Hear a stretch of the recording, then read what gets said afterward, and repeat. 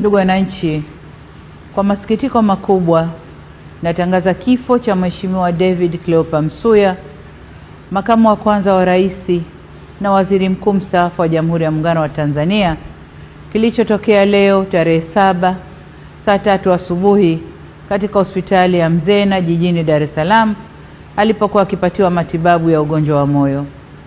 Hayati Cleopa David Msuya ameugua kwa muda mrefu na amekuwa akipatiwa matibabu ndani na nje ya nchi, ikiwemo katika hospitali ya moyo ya Jakaya Kikwete, hospitali ya Mzena na kule jijini London nchini Uingereza.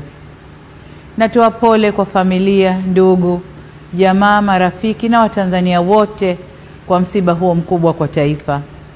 Aidha, ninatangaza siku 7 za maombolezo ambapo bendera zitapepea nusu mlingoti kuanzia tarehe 7 hadi tarehe 13 mwezi huu wa 5. Taarifa zaidi kuhusu msiba huu zitaendelea kutolewa na serikali. Poleni sana Watanzania.